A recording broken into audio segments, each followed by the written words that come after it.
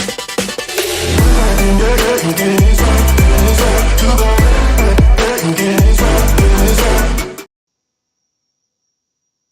guys, how you doing? It's Neil here on a Friday night. We always like the NHL on a Friday night. It's big time over here at the Neil the Deal Show. So thank you all again for coming out. I always appreciate all the support on my family, friends, all the fans, so to speak. Well, anybody who's watching around the world, thank you so much. I really appreciate it. Keep it up. NHL guys, so, coming up soon, and the trade deadline is coming up soon. So we're going to have some bigger, harder, faster type shows coming up for you here on the Neil the Deal Show on talkandfight.com. So always check us out. All right. So let's talk about, as we always do, our team, the Toronto Maple Leafs. The Maple Leafs up here, up there, over there, all over the place. And we had a rough week. We really did have a rough week. So guys, you made a valiant effort in most of those games. They were not like gimmies by any means, but we did have a little bit of a lull there. So we'll talk about it and why this happened this week. So first thing I want to talk about is William Nylander. All right, so William has been playing amazing.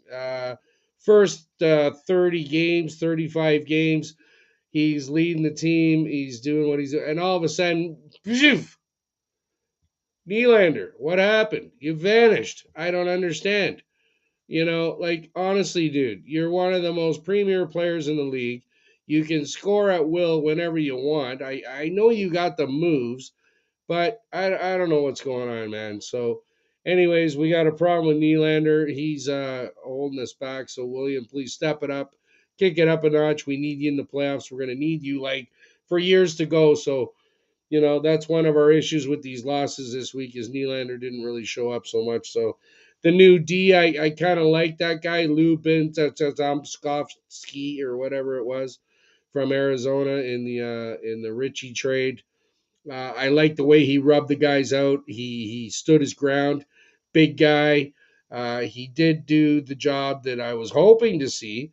And we haven't really seen him enough to know if he's actually what we need back there. We do need a guy of that sort. Obviously, Jake Muzzin is now out, so about our D. We got some issues, but he played a great game. The first game I saw him in, he played a great game.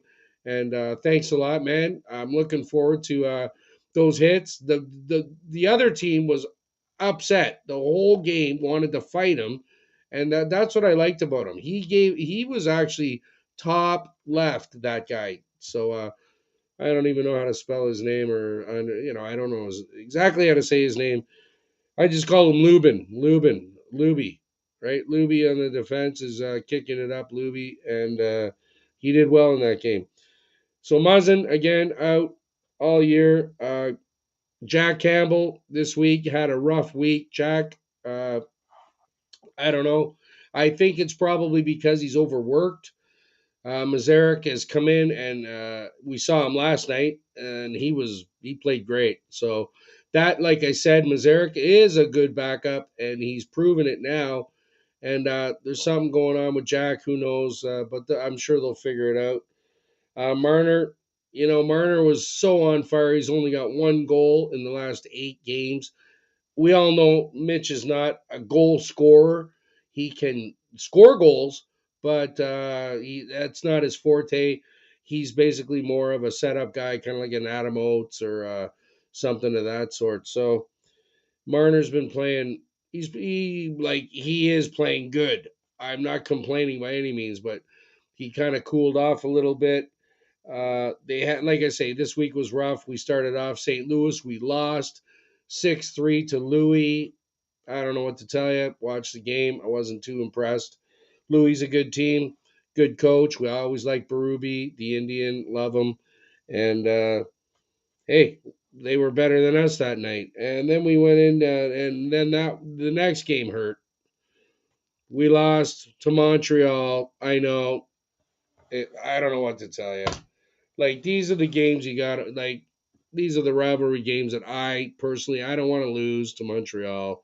Sorry, but we got our asses kicked. I couldn't believe. I was like, wow. So I don't know if that was like a gimme game or something or Montreal. I don't know what happened there, but it is what it is. And then we played Minnesota last night, and Minnesota's at the top of the league. They're only one game, basically, in the standing, so to speak, overall for the Presidents. You know, we're equal with Minnesota. Minnesota is an excellent team, very excellent team. We've talked about them. They got a ton of firepower, great defense, good goaltending, good coaching. I like Minnesota moving forward in the playoffs. You know, they don't they get in the playoffs the last 4, 5, 6, 7 years on and on, but they can't quite get over the hump. So they're like us. So, but this year we're gonna do it, guys. Thanks a lot for coming out here, talkinfight.com, Neil the Deal Show, checking it out.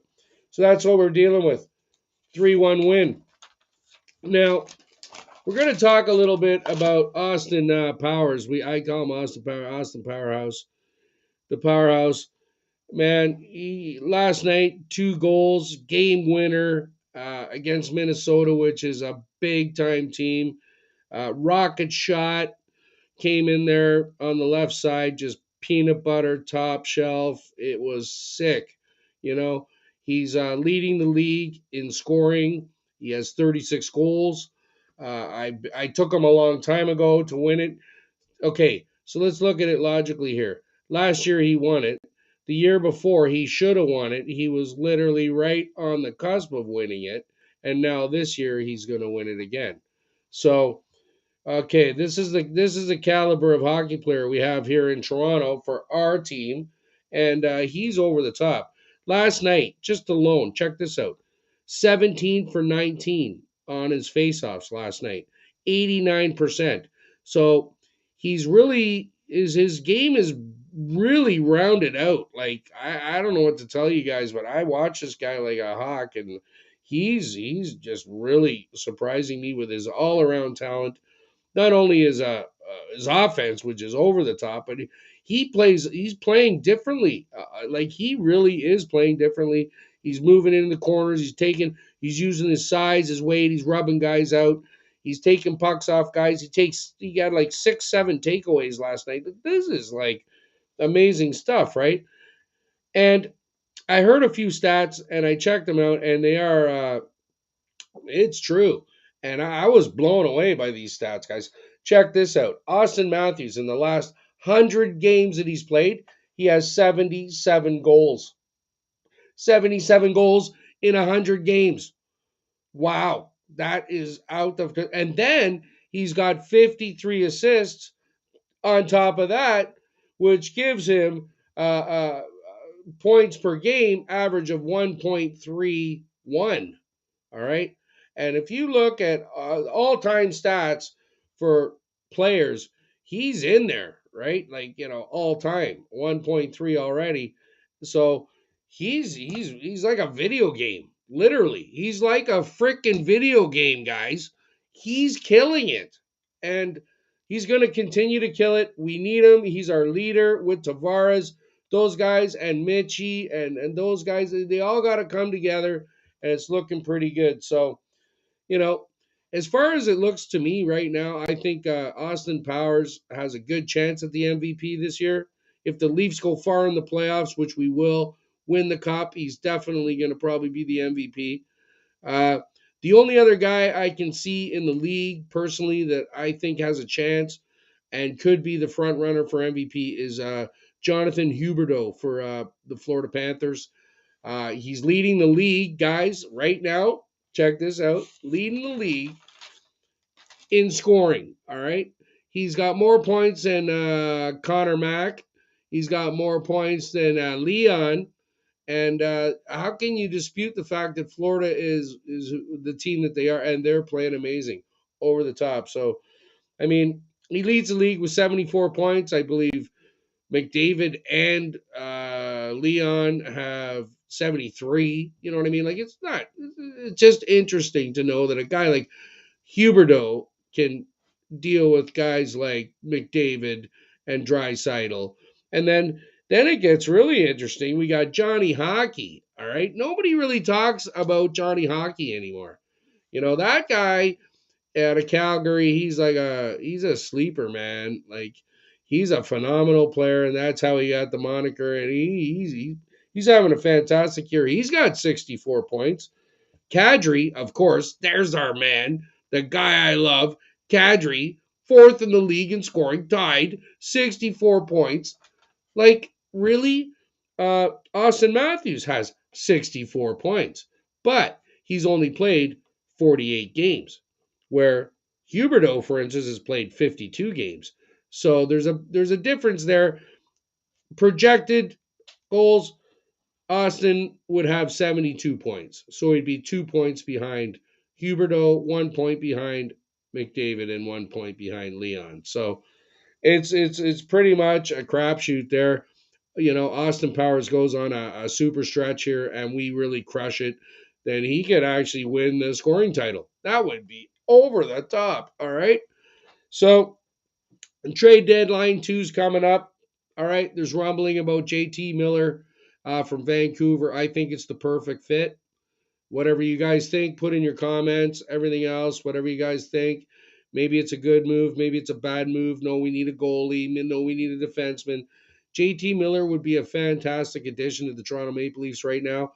He would round out our top lines, and not only is he leading his team in scoring, but he's 10th in the league. He's literally 10th in the league. He's got what's it say? He's got 57 points. All right, in 51 games. So you know what I mean? So JT Miller could really help the Toronto Maple Leafs guys. Mr. Dubas, Mr. Shanahan, Mr. Tannenbaum. All right, Jack Campbell, I think he can do the job. We need to score more. It's the Gary Bettman way to be in the NHL. Score more. If you score more, you win the games. That's it. So just do it. Let's score and hope we don't get scored on. Just do it. Remember that one? Just do it. That was Ben Stiller or something. Just do it. All right.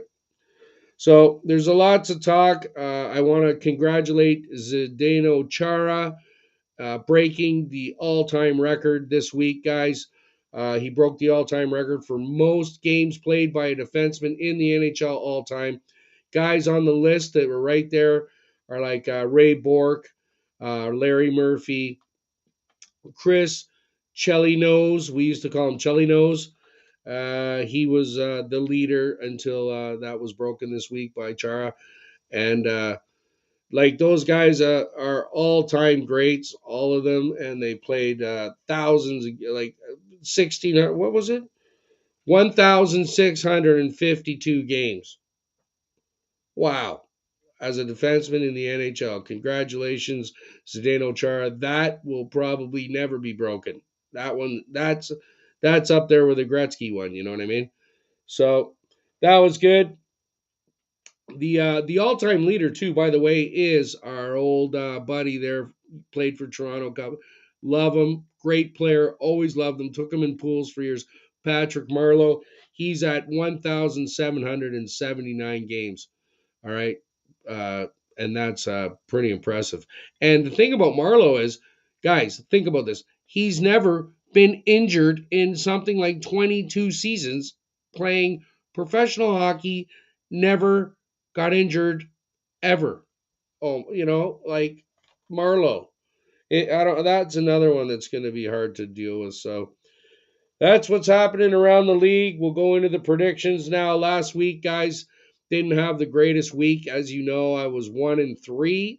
I'm gonna actually let you guys go back and see that because I'm not impressed with it. So I don't want to see 1-3. So I apologize. Can't win them all. And the games were close. So I got to say, it is what it is.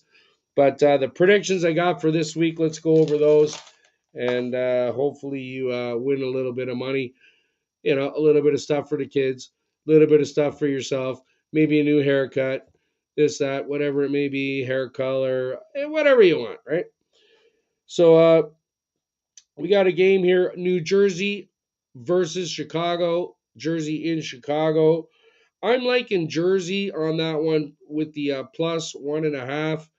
I think that game could. Jersey's been playing really well lately. I'm kind of liking the way that they're going to be a spoiler team, I guess you would call it. And Chicago, well, again, they give up a lot of goals, but they can score goals. So the plus 1.5 on the Jersey side might be the way to go, and that's what I'm thinking. So I'm going to take that one. Now, the next one I'm thinking about is Saturday the 26th. That was, I believe, I guess that was the 25th. Saturday the 26th, tomorrow. Washington versus Philly. I'm going to take Washington on the money line minus 175. Hammer it with like maybe 40, 50 bucks, $1,000, $1,000,000. It doesn't matter, $1. I like Washington. Philly, I think, is throwing in the towel. They're looking for a big pick. You know what I'm saying? This year coming up, they'll probably get it. Um, there's a there's a good chance that Philly has literally done that. So I'm liking Washington. They always play hard against each other, but Washington just came off a big loss. They got absolutely crunched by the Rangers, and Washington, they don't have those kind of, like, when you lose 5-0 to the Rangers and then you got to play Philly, you're just gonna take it out on Philly. So that's why I'm taking Washington. All right, Tampa versus Nashville. I'm liking Nashville at home. I'm going to take them plus 1.5. I'm just playing around. I think that Tampa, it's one of those games. It's going to be real close. Nash plays good at home. They've had a couple of good games recently, and I'm liking Nashville in this one. LA Kings versus Anaheim. The Kings have been on fire. They're kind of overachieving. I like the team. I really do. Kopitar's been on fire. Dowdy's been doing well. They got a good bunch of young kids over there, and they're playing really good. Anaheim too. Funny enough, they're surprisingly good at home, so I'm going to take Anaheim plus 1.5 in that one. All right, Kings versus Anaheim. March 1st, we got Vegas versus the Sharks. I'm going to take Vegas on the money line. I think Vegas is going to start turning it up a bit, if you know what I mean. And they're going to be a really serious team going into the playoffs. Jack Eichel's back. Everybody's kind of healthy. Pacioretty's good to go. Mark Stone's going to come back. They're going to be something to deal with. Like, there's, Vegas. So, all right. So, thanks a lot, guys, for coming out. Really appreciate it here at talkingfight.com. Have yourselves a great evening, great weekend. Want to thank Patrick over there at Safari Barbershops for coming out, taking care of everybody. And if you need anything, go see Patrick. So we'll talk to you Monday. We'll be doing Talking Fight, Boxing, Neil the Deal Show. Thanks a lot, guys. Hopefully you can come out. Talk to you then. Have a great weekend. Get better, not bitter.